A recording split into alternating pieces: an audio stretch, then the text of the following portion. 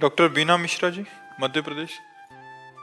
राधे राधे महाराज जी। महाराज जी, मैं स्त्री रोग विशेषज्ञ हूँ। कुछ दिनों में तीज का व्रत, चौथ, नवरात्रे जैसे व्रत महिलाएं की अटूट श्रद्धा रहती है। महाराज जी, ऐसे समय में गर्भवती महिलाएं भी खुद गर्भ में पल रहे बच्चे के स्वास्थ्य का ध्यान न देकर व्रत रहती हैं। उनको लगता है नहीं कि अगर नहीं व्रत नहीं रहेंगे तो नहीं संकट नहीं हो जाएगा। नहीं रहना चाहिए, क्योंकि उस समय आपके ही खान पान से बच्चे का पोषण होता है। जब गर्भस्थ शिशु होता है वो माँ के ही खान पान व्यवहार से पोषित होता है। तो अगर आप व्रत रहेंगी तो उसको पोषण तत्व नहीं मिलेंगे। जो गर्भस्थ शिशु को है उसे पोषण तत्व ना मिलने के कारण उसमें बीमारियां आ सकती हैं, कमजोरी आ सकती है और अधिक पीड़ा उसको होगी, क्योंकि पोषण तत्व माँ से ही मिलते हैं। तो हमारी समस्त माताओं से प्रार्थना है कि जब गर्भ हो तो सबसे बड़ा व्रत आपका है उस गर्भस्थ शिशु का पोषण करके उसका जब जन्म दे दें और वो हमारे राष्ट्र के काम आवे, हमारे देश की सेवा करने लायक बने, तो ये बहुत बड़ा व्रत हो गया। तो उस समय हमें लगता है कि जैसे निर्जला व्रत है या इस तरह के व्रतों का अनुष्ठान न करें, क्योंकि वो गर्भस्थ शिशु का पोषण माँ के ही खान पान से होता है।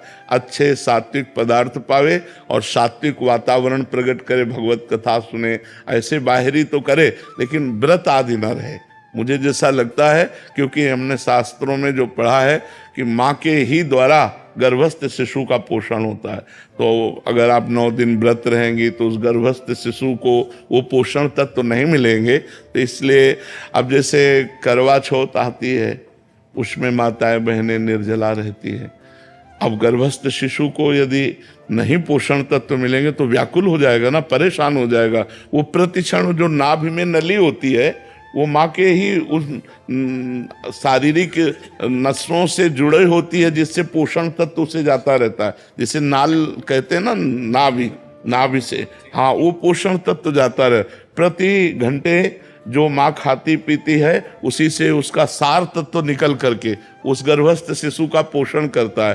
तो हमें लगता है कि माताओं को बाहरी आराधना करनी चाहिए, जैसे भगवान नाम कीर्तन है, पाठ है, पूजा है, ये सब करे, लेकिन खान पान में अपने लिए तो संयम कर सकते हैं, लेकिन उस गर्भस्थ शिशु के पोषण के लिए जैसे हम औषधि आवश्यक है ऐसे वो भोजन आवश्यक है, पोषण तत्व आवश्यक है उस बच्चे को। तो हमें लगता है उन दिनों व्रत नहीं रहना चाहिए। जी महाराज जी, रेणु साहू जी, ये किसी अन्य का प्रश्न है, कह रहे हैं कि क्या महिलाएं हनुमान जी का व्रत रख सकती हैं? महाराज जी, बहुत सारे लोग कहते हैं कि नहीं रखना चाहिए। यदि आप भगवान मानते हैं तो हम भगवान के सब बच्चे हैं, चाहे स्त्री हो चाहे पुरुष हो, ये शरीर है लेकिन अंश तो हम भगवान के ही हैं। तो हम क्यों नहीं हनुमान जी महाराज की आराधना कर सकते? हम मानते हैं कि प्रगट रूप में जब हनुमान जी के श्री विग्रह पर बंधन वार आदि इन बातों को तो हम, लेकिन वो हमारे भगवान हैं तो हम हनुमान चालीसा पढ़ सकते हैं, हम उनका नाम जप सकते हैं, हम उनकी आराधना कर सकते हैं, हम उनको भोग लगा सकते हैं। हम बंधन वार आदि की बात नहीं कर रहे कि जैसे उनके शरीर के बंधन आदि, क्योंकि उनका एक परम ब्रह्मचारी स्वरूप भी है, परम ब्रह्मचारी स्वरूप है ना। तो इसलिए जो निषेध करने वाले जन है उसी ब्रह्मचर्य को लेके हैं कि वो पर वो भगवान है, वो कोई मनुष्य थोड़ी है, स्वयं शंभु है, स्वयं शंकर भगवान है कि नहीं, प्रसिद्ध है ना, स्वयं शंकर है, 11वें रुद्र का अवतार है। तो हमें लगता है कि जैसे आराधना तो सब कोई कर सकता है, पर हम बंधनवार आदि के लिए अभी प्रमाण नहीं पाया। अपने हाथ से हनुमान जी के शरीर को छूना या उनके बंधन आदि, ये अभी तक हमें, लेकिन हम अपने भाव से कहते हैं कि हमारे वो भगवान हैं, हम हनुमान चालीसा पढ़ें, हम हनुमान जी का नाम जप करें, हम हनुमान जी के लिए भोग की व्यवस्था करें। ये मान लो घर में हनुमान जी विराजमान तो रसोई बनाकर बढ़िया सुंदर भोग लगावें, ये सब हम हनुमान जी की आराधना कर सकते हैं। लेकिन बंधनवार चढ़ाना आदि ये हमें प्रमाण नहीं मिला, इसलिए हम इस विषय में हाँ नहीं कह सकते। बकाया आराधना तो की जा सकती है क्योंकि वो हमारे भगवान है। महाराज जी, आरती कर सकते हो? हाँ, भोग बनाइए, भोग लगाइए, आरती कीजिए। उनका जो श्रीअंग सेवा है उसके लिए, हाँ, उसके लिए हम नहीं कह सकते, क्योंकि उनका एक परम ब्रह्मचारी स्वरूप है, वो परम ब्रह्मचारी महान। तो कहते भाई हनुमान जी सबके हैं, वो हम भी कह रहे हैं। तो ये शरीर धर्म की मर्यादा है। तो हम शरीर धर्म की मर्यादा के अंतर्गत कहते हैं कि बंधनवार चढ़ाना आदि जो हनुमान जी का है वो हमने कहीं नहीं पढ़ा कि माताएं बहनें चढ़ाएं। लेकिन हम भाव से कह रहे हैं कि हनुमान चालीसा पढ़ना, नाम कीर्तन करना, भोग समर्पित कर देना, आरती कर देना, ये निषेध है। उनके श्रीअंग की सेवा के लिए हमने कहते हैं ये बात। बजरंगबाण रोज पढ़ा जा सकता है? भगवान का यश मान करके क्यों नहीं किया जा सकता? लोग बोलते हैं कि बजरंगबाण रोज नहीं पढ़ना चाहिए। अगर हम भगवान का यश गान कर रहे हैं, हमें कोई अनुष्ठान थोड़ी कर रहे हैं कि हम बजरंग बाण का प्रयोग किसी के प्रति अनुष्ठान कर रहे हैं। हम तो भगवान का यश गान कर रहे हैं। जय जय हनुमंत, उसमें जिसमें वर्णन तो जय जय हनुमंत है ना, उनकी जय जयकार कर रहे हैं, उनकी महिमा का वर्णन कर रहे हैं। और सबसे बड़ी बात है, अगर ये माना जाए तो बजरंग बाण का सही प्रयोग है भव रोग का नाश। जो भव रोग है उसका नाश। शरीर रोग तो नाश एक साधारण बात है, भव रोग नाश है रोग हरे सब पीरा जपत निरंतर तो ये बात है, जपत निरंतर, हाँ, नासे रोग हरे सब पीरा जपत निरंतर। और कौन सो काज कठिन जग माही जो नहीं होता तुम पाए। तो अगर हमारी श्रद्धा है कि हम भगवान का यश गान कर रहे हैं तो हमें कोई परेशानी नहीं। अनुष्ठान कर रहे हैं फिर बात अलग हो जाती है। जैसे हम देवी माँ हैं, दुर्गा देवी, कात्यायनी देवी, चामुंडा देवी, हम माँ भाव से आराधना कर रहे हैं, वो अलग हो गया। और शक्ति भाव से वो एक अलग हो गया। हनुमान जी भगवान भाव से अलग हो गया और अधीन सिद्धियों के वो अलग हो गया। तो हम लोग तो आराधना कर रहे हैं, उनका यश गा रहे हैं, कोई अनुष्ठान थोड़ी कर रहे हैं, ऐसी बात है। रितेश जी इंदौर से। राधे राधे महाराज जी। महाराज जी, भक्ति मार्ग में साधक को सबसे सूक्ष्म अहंकार उसका क्या होता है जो साधक को एक अहंकार होते हैं तो बता देते हैं। अहंकार वृक्ष है, ये डाली ये डाली ये डाली ये कर, बड़ा सूक्ष्म होता है अहंकार। बड़ी साधनाओं का अहंकार, तभी तो भगवान की प्राप्ति नहीं होती। क्योंकि अहंकार रहित भजन ही भगवान की प्राप्ति कराता है। और अहंकार रहित भजन तभी होता है जब महापुरुषों की कृपा होती है। इसमें कोई साधना नहीं काम करती। रहु गणित तत्तपसा न याति न चेज्या न निरुपणाद गृहाद्वा न छंदसा नैव जलाग्नि सूर्यो बिना महत्पाद रजोभिषेकम। महापुरुषों के चरण रज के बिना ये अहंकार दोष नहीं जाता। ये बड़ा सूक्ष्म होता है और ये पूरा वृक्ष है। ऐसा नहीं कह सकते कि केवल इसी बात का अहंकार है। विद्या रूप महत्व कुल धन यौवन अभिमान, विद्या का, रूप का, कुल का, धन का, यौवन का, मैं वो कितना मैं है, पूरा वृक्ष में है। वो जड़ से उखड़ करके भगवान की कृपा। आप 10 साल से मौन है, भगवान की कृपा। आप 10 साल से फलाहार हैं, भगवान की कृपा। मेरे प्रभु, अब ये मार्ग है निराभिमान मार्ग। और वो अंदर का विषय हम बाहर से बोल सकते हैं कुछ, लेकिन अंदर हमारे क्या चल रहा है वो भगवान देखते हैं। तो अंदर अहंकार नहीं आना चाहिए। और सच्ची मानो जो साधना होती है भगवान की कृपा से होती है। भगवान की कृपा से ही भजन होता है। भगवान की कृपा से परमार्थ में चला जा सकता है, नहीं एक कदम नहीं चल सकते, ऐसा है।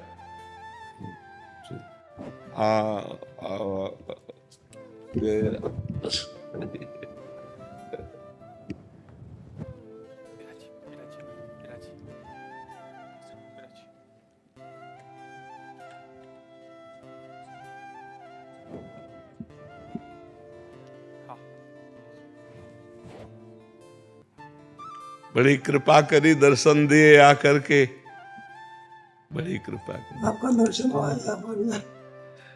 जब प्रभु अनुग्रह करते हैं तो अपने दासों को भेज देते हैं। जो दीन दयाल प्रभु हम पर प्रसन्न हुए, अनुग्रह किए, तो आप सब वैष्णव जन आकर दर्शन दिए। जो प्रभु मोहि अनुग्रह कीना तो तुम आई दरस अठ दीना। ऐसे हम अधम कहीं जा नहीं पाते, दर्शन कैसे पाते थे, इसलिए आप कृपा करके आए और दर्शन दिए। वात्सल्य है। इससे अनुभव होता है कि भगवान हम पर कृपा कर रहे हैं, भगवान हम पर प्रसन्न है, क्योंकि जब वैष्णव जन मिले तो भगवान की कृपा हो गई। भगवान का विशेष कृपा प्रसाद, संतों का दर्शन होना, वैष्णव जनों का दर्शन।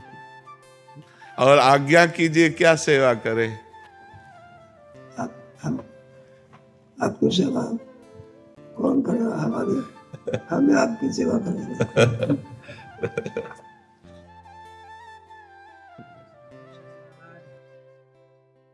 संत संगतीचे काय सांगू सुख, संत संगतीचे काय सांगू सुख, अपना परीखे नाही तेथे, अपना परीखे नाही तेथे, साधु तोर जाना, साधु तोर जाना, साधु तोर जाना, साधु तोर जाना, साधु तोर जाना, कलयुगी साधु तोर जाना, कलयुगी साधु तोर जाना, साधु तोर जाना, साधु तोर जाना, साधु तोर जाना, यह लोकितोची सर्वभूती सम, यह लोकितोची सर्वभूती सम, शरीराचा भ्रम नेने कदा, शरीराचा भ्रम नेने कदा, साधु तोर जाना, साधु तोर जाना, साधु तोर जाना, साधु तोर जाना, नामा म्हणे गाय दूध एक सार, नामा म्हणे गाय दूध एक सार, साधु निरंतर, साधु निरंतर व्रते तैसा, साधु तोर जाना, साधु तोर जाना, ज्ञानदेव तुकाराम, ज्ञानदेव तुकाराम, ज्ञानदेव तुकाराम, ज्ञानदेव तुकाराम, ज्ञानदेव तुकाराम, ज्ञानदेव तुकाराम, ज्ञानदेव तुकाराम, ज्ञानदेव तुकाराम, पुंडलिक वरदान विठ्ठल श्री ज्ञानदेव तुकाराम भगवान की जय। माऊली ज्ञानेश्वर महाराज की जय, जगद्गुरु तुकाराम महाराज की जय, सद्गुरु जोग महाराज की जय। शिवम द्विवेदी जी कानपुर से। राधे राधे। राधे राधे महाराज जी। महाराज जी, आजकल निंदा और दोष दर्शन होना मानव जीवन की एक सामान्य दिनचर्या बन गई है। प्रतिक्षण निंदा दोष दर्शन किसी ना किसी में होता ही रहता है। महाराज जी, कई संतों आपके श्रीमुख से सुना है और मानस की भी छुपाई है। कलिकल एक पुनीत प्रतापा, मानस पुण्य हो ही नहीं पापा। कलयुग में मानसिक पाप का दंड नहीं मिलता, तो क्या महाराज जी निंदा और दोष दर्शन मानसिक पाप है? लेकिन रुक ही नहीं पाओगे ना वाणी के, जो मन में आएगा वो वाणी में आ जाएगा। इतना संयम थोड़ी है मन की बात को काट सके। मन में आया तो वाणी में आ जाए, वाणी में आया तो अपराध लागू हो गया। तो हम एक कथा सुनाया करते हैं कि ब्रह्मा जी के 4 पुत्र हैं, सतयुग, त्रेता, द्वापर और कलयुग है तो सबई, ये भी 4 पुत्र हैं। तो सतयुग को कहा कि हमने नरक की व्यवस्था की है, बनाया है, तो अपने राज्य में ऐसा करना कि तुम सात्विक प्रवृत्ति के हो, तो सात्विक प्रवृत्ति वाला नरक नहीं जाता, स्वर्ग जाता है। तो बोले कुछ ऐसा करना जिससे नरक खाली न रहे। तो उनका इस आज्ञा का पालन हमारे राज्य में नहीं हो सकता। सतयुग में कोई नरक नहीं जाएगा। त्रेता से कहा तो त्रेता ने कहा हम बड़े भाई का अनुगमन करेंगे। जैसे सतयुग में कोई नरक नहीं जाएगा, ऐसे त्रेता में कोई बिरला ऐसे। अनुगमन माने मैं चलने की कोशिश करूंगा पीछा।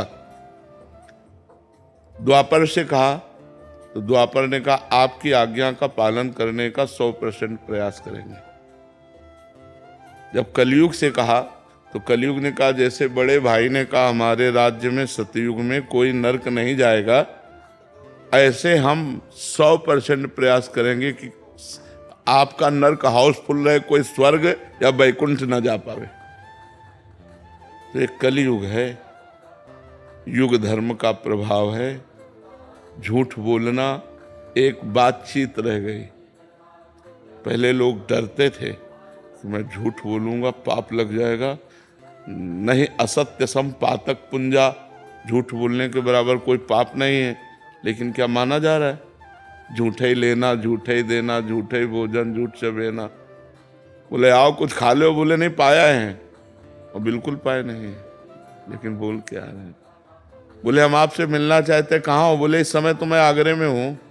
1 सेकंड में झूठ बोल देते। ले झूठ बोलना आज कोई पाप नहीं माना जा रहा, किसी की निंदा करने से कोई डर नहीं रहा। तो ऐसे ही हमारे इस कलयुग में ऐसा नहीं है कि सब दोस्त दर्शन करने वाले हैं, सैकड़ों श्रद्धालु हैं।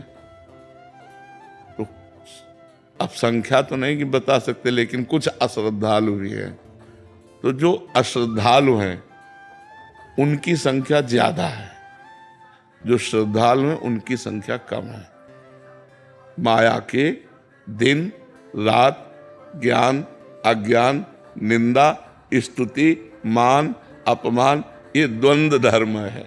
तो ये सदैव अपना प्रभाव दिखाते रहते हैं। इन्हीं के प्रभाव से बचने के लिए नाम जप, सदग्रंथों का स्वाध्याय, जो गुरुजनों की वाणी है उसका मनन पठन, इसी से हम बच सकते हैं और कोई उपाय नहीं है। नहीं तो जैसे मानस पुण्य हो ही नहीं पापा, तो हम रोक कहाँ पाते हैं? हम कह देंगे। लेकिन आप असलियत में जान पाए कि नहीं? पीछे वाले बैच में यही चर्चा की कि हम लोगों की दृष्टि क्रिया पे रहती है, कारण पे नहीं रहती। पहले हम क्रिया से हटें, जैसे आप गाली दे रहे हो तो हम क्रिया से हटें, उसका कारण ढूंढा क्रोध, क्रोध का कारण ढूंढा तमोगुण, तमोगुण का कारण ढूंढा माया, और माया का कारण ढूंढा परमात्मा। मूल में कौन आया? परमात्मा रूपी पावर से ही ये माया पावरवान है, और माया के ही पावर से तमोगुण पावरवान है, और तमोगुण के पावर में आकर वो क्रोध कर गया। अब क्रोध की क्रिया हम देखकर उसे गंदा कह सकते हैं, लेकिन जब हम कारणों पे पहुंचेंगे तो लगेगा इसका कारण भी परमात्मा ही है। सबका परम कारण परमात्मा ही है। जैसे रचना, पालन और संहार, तो रचना में तो अच्छा लगता है और पालन में अच्छा लगता है, लेकिन संहार किसको पिए? पर होता है, उसके तीनों क्रियाएं हैं। इन तीनों क्रियाओं का परम कारण परमात्मा ही है। कठपुतली का इतना भी नाचे, विवेकवान कठपुतली को शाबाश नहीं कहेगा। शाबाश कहेगा क्या? या उल्टा या सीधा, न शाबाश कहेगा न गाली देगा। नचाने वाले पर दृष्टि जिसकी है वो कठपुतली को शाबाश नहीं कहेगा कि भैया ये क्या है, वो पर्दे के पीछे से अंगुली चला रहा है। तो माया का पर्दा डालकर उमा दारू जोशित, दारू कहते लकड़ी और जोशित कहते पुतली, उमा दारू जोशित की नाई समय नचावत राम गोसाई। कठपुतली की तरह पूरा संसार उनकी माया की डोरी में बंधा हुआ नाच रहा है। अगर इससे नाचने से बचना है तो मामे वे प्रपद्यंते माया में ताम तरंतिते, भगवान की शरण में हो जाए, भगवान का नाम जप करे तो माया मुक्त हो जाए। पक्की बात समझो। इसलिए खूब नाम जप करो, भगवान का आश्रय ले लो।